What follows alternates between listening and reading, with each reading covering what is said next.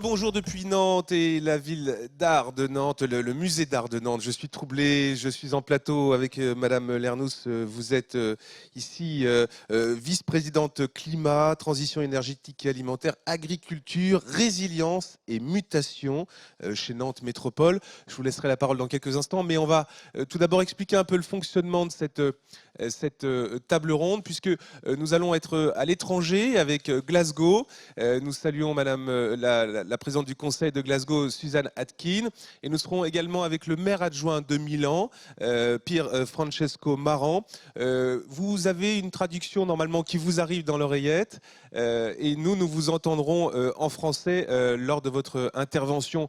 Je vais tout de suite vous donner la parole à vous, Madame Suzanne Atkin. Vous êtes leader du Glasgow City Council et vous avez mis en place, après les élections de 2017, une croissance économique inclusive. Vous êtes conseillère de votre région natale du Langside depuis 2012 et vous dirigez donc le SNP du Conseil depuis 2014. Première question à vous, Madame la présidente du Conseil. En quoi Glasgow qui sera bientôt le point d'orgue de la COP26, est devenu leader dans la lutte contre le changement climatique ?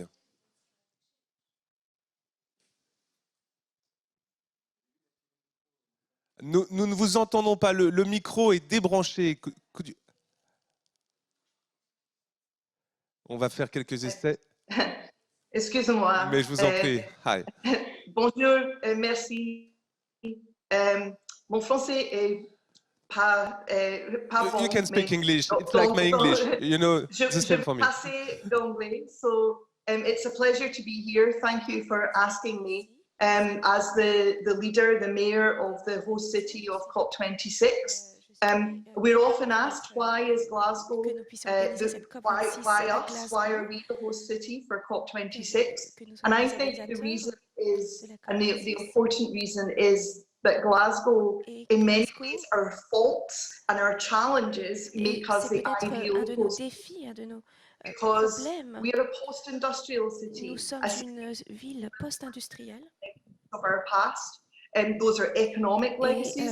Donc nous avons un héritage économique. Physical legacies as well. Un héritage aussi and they're very physique. Challenges for our people, donc il y a beaucoup de défis pour notre peuple. The physical shape of our city. But also for how we et pour notre ville et sur la façon dont nous gérons cela.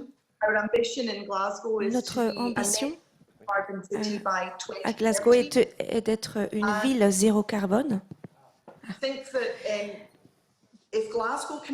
Si Glasgow peut le faire, nous pensons que nous pouvons tous le faire.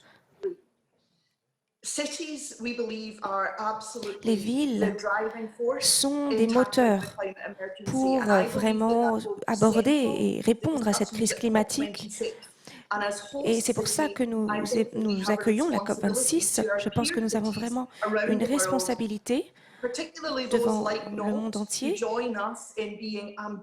Nous devons être ambitieux, nous devons nous fixer des objectifs et nous devons orienter des actions, initier des actions pour lutter contre cette urgence climatique. Nous ne savons pas encore ce qui va se passer à la COP26. Qu'est-ce que nous allons faire pour aborder cette urgence climatique et y répondre? Et je pense que tous nos plans ne pourront pas aboutir si nous n'avons pas les financements.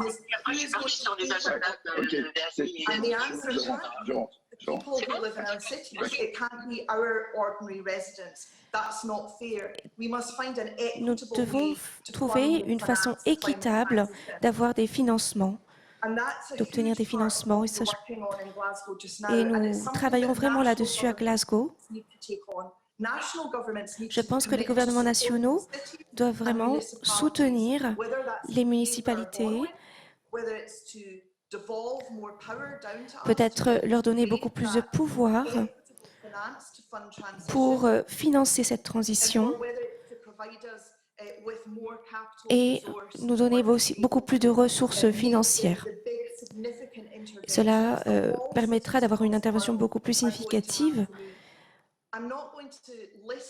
Je ne vais pas lister tout ce que nous faisons à Glasgow. C'est ce que aussi d'autres villes font, mais juste quelques exemples. Par exemple, nous voulons faire de la rénovation énergétique de bâtiments anciens pour qu'ils soient beaucoup plus efficaces au niveau énergétique, plus faciles à chauffer.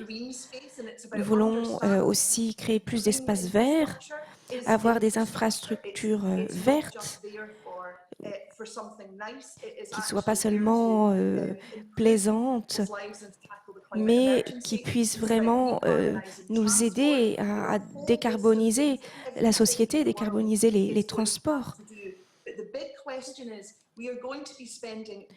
Nous allons donc dépenser des milliards d'euros partout dans le monde pour financer cette transition. Mais chaque euro que nous dépensons, nous devons nous assurer qu'il bénéficie aux citoyens, que nous puissions ainsi améliorer la vie, améliorer l'économie,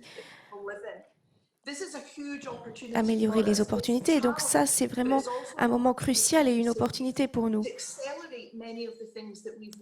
Nous voulons accélérer ce que nous avons voulu faire pendant des décennies. Nous avons un patrimoine économique et social à Glasgow et nous voulons une transition qui soit équitable. Nous devons le faire. Aujourd'hui, il faut que cette transition soit équitable et il faut avoir un soutien là-dessus. Il faut que le gouvernement national nous soutienne. Les villes donc ont la charge de financer tout ce qui concerne le changement climatique, mais le gouvernement doit aussi être leader sur ce point et les institutions doivent aussi nous épauler là-dedans. Justement, Suzanne Atkin, et je remercie M. Dantec qui vient de nous rejoindre, Renan Dantec, sénateur de Loire-Atlantique, qui va nous intervenir dans quelques instants, et sans oublier Claire Roumet, que j'ai omis de présenter tout à l'heure. Mais dernière question à vous, depuis Glasgow, Madame la Présidente, comment est-ce qu'on fait pour garantir la justice climatique et l'équité sociale et économique? Est-ce que c'est simple dans votre belle ville de Glasgow?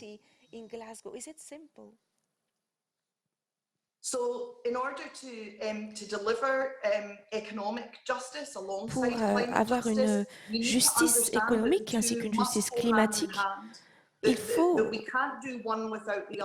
vraiment que les deux marchent main dans la main. On ne peut pas faire l'un sans l'autre. Évidemment, on a cette ambition très forte, mais il y a le danger de régression. Que les gens les plus défavorisés soient les moins avantagés par cette transition, et ce sont eux qui contribuent le moins au changement climatique. Donc, il faut travailler sur le thème de la justice climatique, la justice sociale, la justice économique. Tout cela doit aller main dans la main. Justement, on passe de l'Écosse à l'Italie avec Pier Francesco Maran.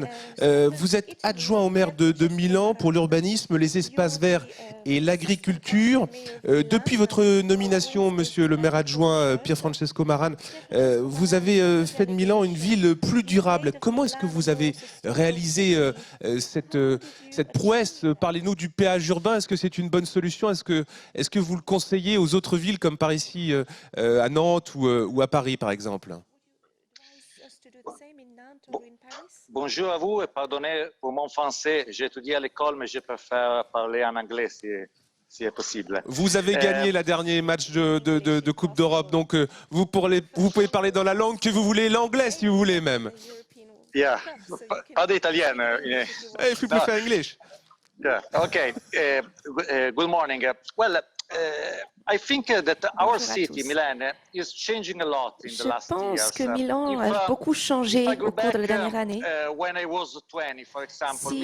Lorsque j'avais 20 ans, par exemple, Milan était une ville d'hommes. On disait que Milan, c'était la ville du business, la ville des affaires. But now things are changed. Mais aujourd'hui, les choses changent.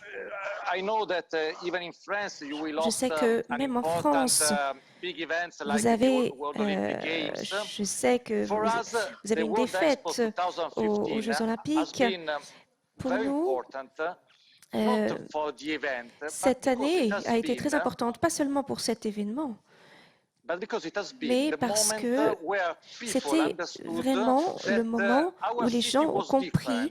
que notre Our ville était city was différente. more beautiful Notre than what ville they était beaucoup plus imagined. belle que ce qu'ils avaient imaginé. People around the world Les gens knew it. autour du We monde doubled the number of tourists from ont 2015. vu le nombre de touristes doubler, enfin se multiplier depuis cette And date we understood 2013. that Et nous avons to compris work better, que you pour have to travailler live mieux, better. il faut aussi vivre mieux. Milan is at the center of one of the most polluted Milan areas in est Europe. au centre d'une des régions, d'une des zones les plus polluées d'Europe. Okay, this is probably connected with some geographical Cela est déjà situation connecté because of the avec Alps and certains because of no wind. paramètres géographiques, avec les Alpes, avec cette plaine, etc. But we can't destroy the Alps, so Mais nous we ne should pouvons pas work détruire to les reduce Alpes. our Donc, il emissions. faut absolument réduire nos émissions. That is what we are trying Et c'est to ce que do nous from essayons de one faire. decade. Donc, cette décennie. And after the pandemic, Et donc, we are après la trying pandémie, to push nous voulons more on these policies. vraiment faire avancer cette politique beaucoup plus.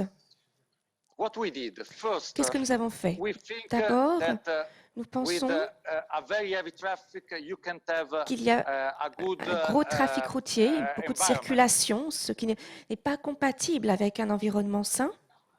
That is why 10 years Et c'est ago, pour ça we qu'il y a 10 introduced ans, a congestion charge in the city nous center avons that introduit reduced the traffic of 30% from one day to the donc en next. fait un impôt, une taxe par rapport au trafic routier, ce qui a pu permettre de réduire ce trafic routier. We have 50 cars for 100 inhabitants. It's crazy, but it was 65 till 15 years ago. And so we On pushed a pu on réduire ainsi sharing solutions. le nombre de voitures par nombre d'habitants. And now we build a new subways, but Nous now avons aussi créé des nouveaux métros. But we are investing on the concept of proximity, on Et the 15 nous minutes travaillons city. sur le concept de proximité, sur la proximité de 15 minutes, par exemple. After the pandemic, we Après la approved pandémie, adaptation strategy. nous We avons were the first, approuvé un statut d'adaptation. we were the first to do Nous that, avons but été les we were premiers also à the faire first cela. to Nous have avons the aussi été pandemic les premiers as a à, big European city, so it was normal. à aussi être impactés par cette pandémie en tant que ville européenne très importante. So we imagine that it could be a sort of revolution of public space. Donc, nous pensons que Bars ce and sera restaurants, un type d'évolution de l'espace public. bars and restaurants and shops usually are the first Les to restaurants, face les against magasins new pedestrian areas, sont new cycle souvent lane. luttent contre ces zones piétonnes, la création de nouvelles zones piétonnes. And instead, in the last summer, we created an alliance with bars and Et restaurants. finalement, because l'été with their dernier, nous avons créé tables- une alliance avec les restaurants et les bars Because with their tables, they can help us pour qu'ils to puissent make nous a aider more pedestrian city. à créer une ville beaucoup plus piétonnière, beaucoup plus l'allié des piétons. Public space is made especially L'espace for public persons, est fait surtout pour les personnes. and we love to walk. Et So nous this aimons should be the travailler. first solution. Donc ça doit être normalement la première des solutions. We made important cycle lanes in 3 months, and I think that Nous avons without fait des COVID, progrès importants we should have en quelques mois. needed 5-7 years Et je to do pense the que same. sans le Covid, si on n'avait pas eu le Covid, il nous aurait fallu plusieurs années, peut-être 5 ans ou plus pour le faire. As we are transforming all the public transport Nous going to transformons electric les in the transports next publics. 7 years. Nous essayons de les transformer pour qu'ils soient tous électriques dans les 7 prochaines années. So our idea is that a pandemic Donc, is an awful thing, but donc, worse bien than sûr, a une pandémie, pandemic c'est quelque is chose not to d'affreux, learn anything from a mais pandemic. il faut aussi apprendre de cette pandémie.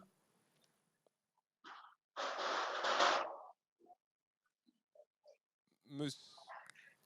Nous ne vous entendons plus. Allô? No, yeah, I was Merci, stopping to interact with you. Nous entendions un peu de bruit. Merci d'avoir pris un peu de temps depuis Milan pour cette réunion et votre parcours. Vous ne nous avez pas parlé de la régénération des 7 gares abandonnées ainsi que du développement des espaces verts et ruraux au sein de la ville. Mais nous comptons sur vous pour nous montrer la voie, que ce soit à travers le projet Zéro Carbone ou à travers votre équipe de football. Bon courage à vous. Et à très bientôt, Monsieur Pierfrancesco Maran. Nous allons maintenant passer de l'Italie jusqu'en Belgique. La Belgique, qui malheureusement, pour continuer sur cette métaphore du football, n'a pas été heureuse. Mais nous retrouvons, voilà, quelqu'un d'extraordinaire, Sandrine Dingsot de Clèves. Vous êtes coprésidente du Club de Rome. Vous êtes conseillère en transition économique et énergétique auprès de l'Union européenne, mais aussi conseillère à l'ONU pour l'énergie durable et la résilience alimentaire. Vous avez œuvré à la mise en place de normes environnementales et climatiques dans les industries avec l'ancien président américain Al Gore. Madame Sandrine Dingsot de Clèves, je vais reprendre simplement le titre de votre livre. Quel monde pour demain? Est-ce que l'urgence, c'est pas maintenant, Madame de Clèves? Oui, bonjour de Belgique et bonjour à Nantes. Je suis vraiment désolée de ne pas pouvoir être parmi vous. Pour continuer en fait le problème de crise lié au football, j'espère que malheureusement, oui, la Belgique a quitté le terrain, mais la Belgique continue à lutter pour un meilleur monde parce qu'en fait, Bruxelles vient de s'impliquer comme ville dans ce qu'on appelle l'économie du donut, ce qui est très, très important et d'ailleurs est un modèle en fait économique qui essaye de parler de ce livre dont j'ai publié avec Adélie Charlier, la princesse Esmeralda de Belgique et Hanouna de Weber, un livre intergénérationnel qui parle du fait qu'il faut absolument agir maintenant, non seulement face à cette pandémie, mais aussi face au changement climatique et la perte de biodiversité. Ce qu'on appelle en anglais les triples tipping points. Donc, en fait, ces changements et ces crises qu'on va voir de plus en plus. Alors, quel est ce monde de demain? Bien sûr, les villes ont un rôle essentiel à jouer.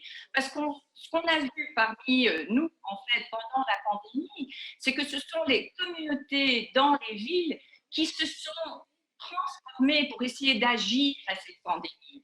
Et ce qu'il faut essayer de faire, et c'est ça qu'on fait aussi en travaillant avec la Commission européenne en recherche et innovation, c'est de mettre sur pied en fait ces compétences des villes pour pouvoir agir face à ces pandémies et agir face à des crises futures en mettant en place en fait l'innovation nécessaire, les investissements dans l'infrastructure et essayer de diminuer notre impact non seulement au niveau de décarbonisation, mais aussi au niveau de la perte de la biodiversité.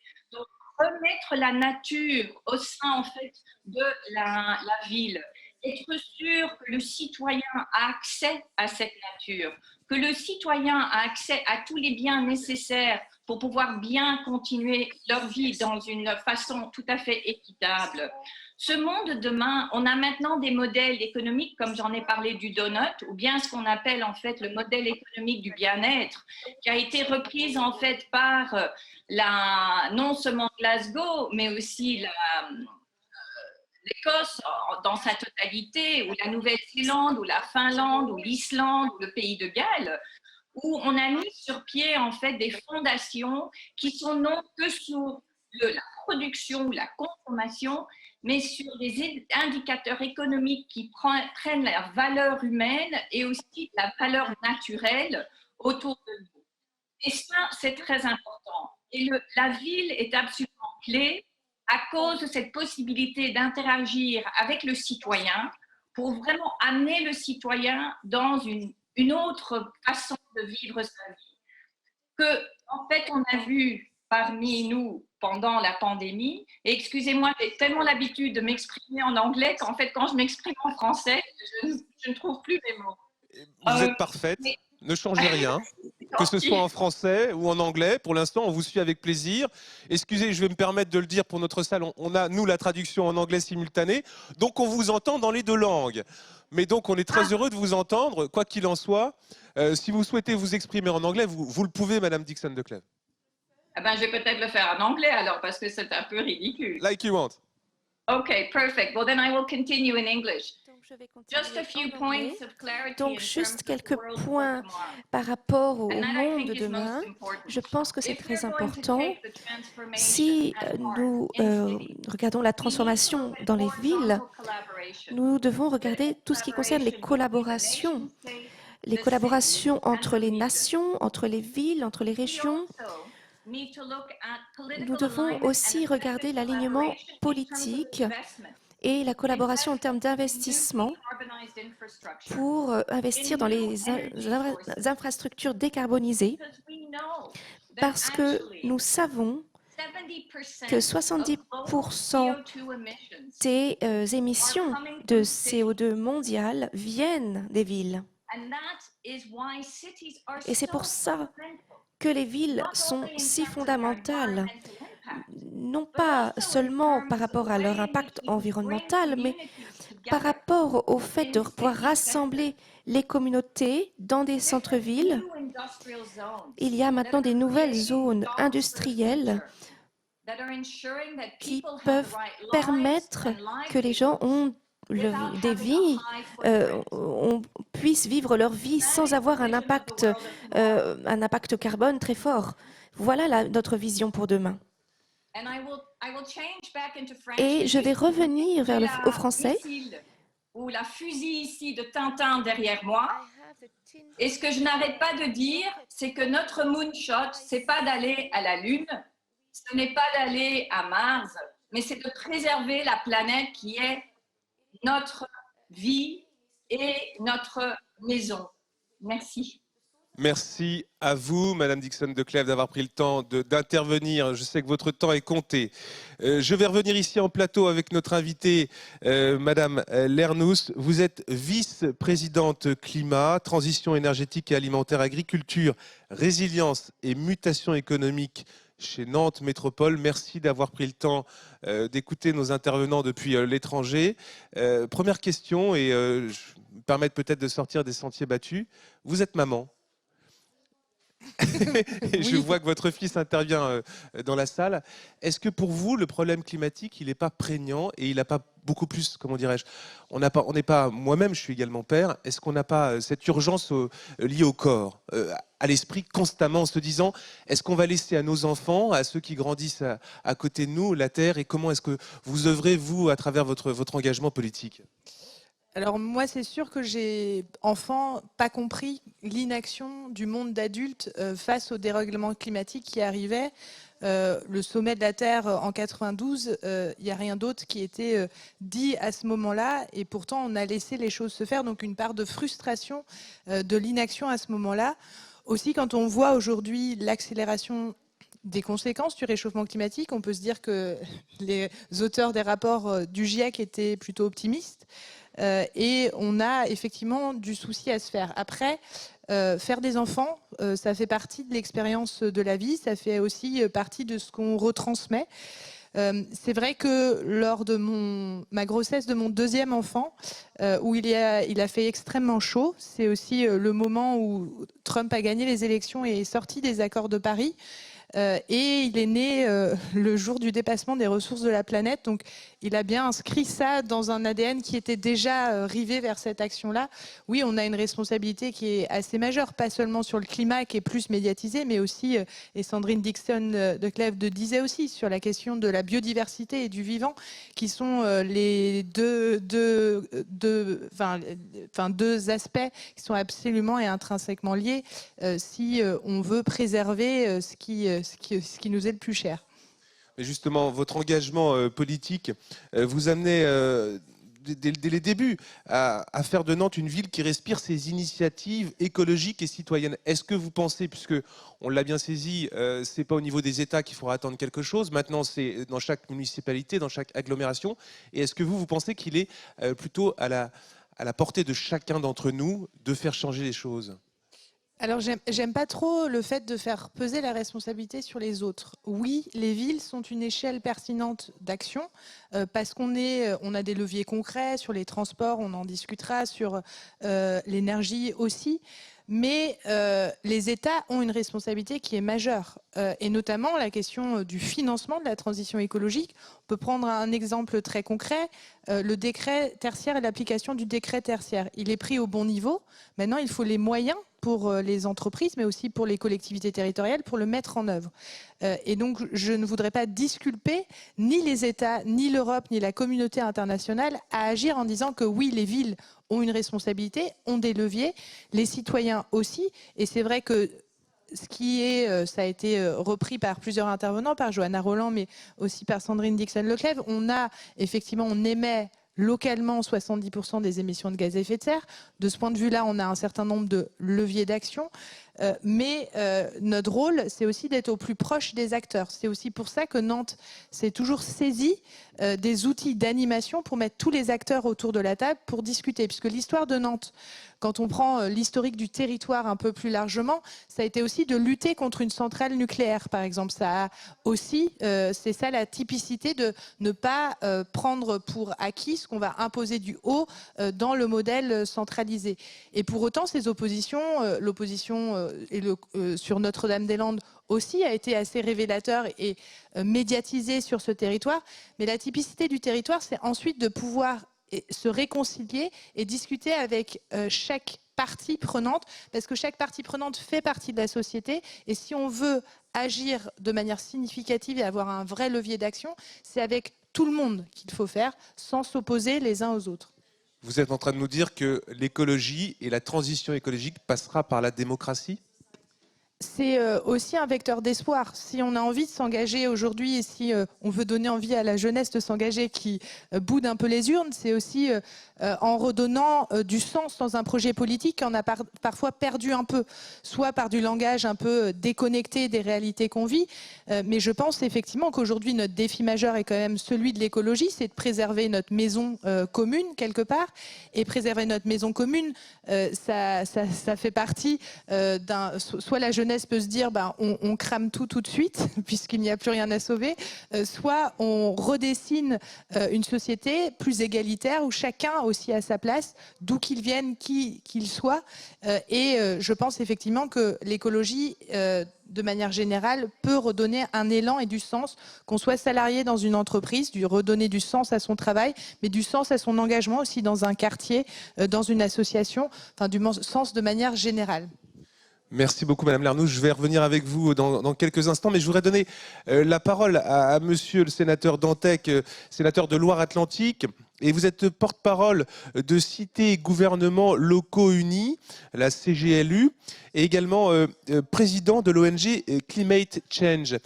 Monsieur le sénateur, on est passé par Glasgow, on est passé par Milan, là nous étions à Nantes il y a quelques instants.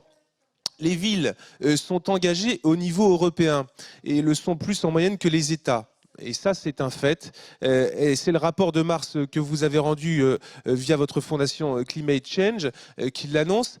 Qu'est-ce qu'on peut faire pour faire évoluer cet état de fait? Est-ce qu'il faut tout maintenant, malgré ce que disait Madame Lernoux, peut-être que c'est au niveau local qu'on pourra réussir à faire changer les choses, mais est-ce qu'il faut quand même essayer, vous qui êtes sénateur donc dans une Assemblée nationale, est-ce que vous avez des leviers pour faire évoluer la politique de l'État? Vous m'entendez correctement? Parfaitement, monsieur le sénateur. Merci de nous rejoindre. Donc, alors, je suis un petit peu dans l'opposition au Sénat, donc je ne vais pas surestimer ma capacité à changer les choses, même si avec le groupe écologiste, on a quand même mis sur la table de la discussion de la loi climat, et j'en étais le chef de file, une proposition, une vraie loi climat qui montre que la France est tout à fait capable de faire moins 55% d'émissions de gaz à effet de serre en 2030, qui est le nouvel objectif européen. Donc cet objectif n'est pas inaccessible. Il y a beaucoup de choses à dire. Je voulais d'abord saluer Suzanne Ettin en espérant pouvoir aller à Glasgow, puisque effectivement les dernières nouvelles sur l'organisation de la COP sont assez inquiétantes avec toujours la menace du Covid, et on craint quand même aujourd'hui d'avoir de nouveau une COP qui soit une COP entre parenthèses et qui ne permette pas d'avancer sur ce qui est son objectif, qui est la réévaluation des engagements mondiaux. Mais moi, je voudrais commencer par le niveau mondial pour dire que je suis extrêmement inquiet. Certes, il y a toujours dans chaque crise des fils qu'on peut tirer, y compris en urbanisme tactique, on l'a vu dans certaines grandes villes, mais on est en lisière de la désagrégation de la négociation internationale sur le climat. Je crois qu'il faut remettre les choses dans le bon sens et dire que ça n'a plus grand sens de parler, par exemple, aux Africains de climat ou de biodiversité s'ils n'ont pas accès aux vaccins. C'est-à-dire que la réalité du monde aujourd'hui, c'est que la lutte contre le dérèglement climatique, c'est obligatoirement un effort mondial coordonné. C'est une solidarité mondiale où chacun doit faire sa part, où on a besoin de réduire nos émissions dans nos villes, où on a besoin de restaurer les puits de carbone, notamment les grandes forêts, mais que si on est en parallèle dans un monde où on n'est même pas capable de fournir des vaccins à tout le monde, tout cela n'a plus aucun sens. Et nous sommes en lisière de cela. Climate Change, l'ONG que je préside, organise son prochain sommet africain à Dakar du 13 au 17 septembre pour justement renforcer les dynamiques d'acteurs en Afrique. Aujourd'hui, les Sud-Africains, par exemple, ne peuvent pas venir parce qu'ils sont dans une situation absolument catastrophique et la situation se dégrade aussi en Ouganda et dans beaucoup d'autres pays. Je crois qu'à un moment, il va falloir qu'on remette les choses dans le bon ordre en termes de priorité, parce que sinon, finalement, on est en train de dire, et je trouve le chiffre de plus en plus dangereux, finalement, on va régler le problème dans les villes, avec ce chiffre qui est faux, qui est que les villes, et notamment les élus locaux, n'ont absolument pas capacité à agir sur 70% des émissions mondiales. En réalité, les élus des grandes villes, c'est plutôt une capacité d'action sur 10 à 15% des émissions mondiales de CO2 et qu'il va falloir arrêter avec ce chiffre qui finalement, à mon avis, n'est pas bon pour bien structurer le débat. Mais c'est mon côté un peu provocateur, certains me reconnaîtront. C'est qu'en fait, aujourd'hui, on a d'abord besoin de se remettre un cadre mondial dynamique et ça passera par l'action sur le Covid. Ensuite, malgré tout, sur les villes, puis je suis aussi un ancien vice-président de Nantes Métropole et je salue évidemment Julie tout particulièrement qui poursuit aussi avec une ambition forte l'action et je crois que Nantes se veut effectivement un démonstrateur depuis maintenant longtemps. On est un petit peu là aussi en fin de cycle.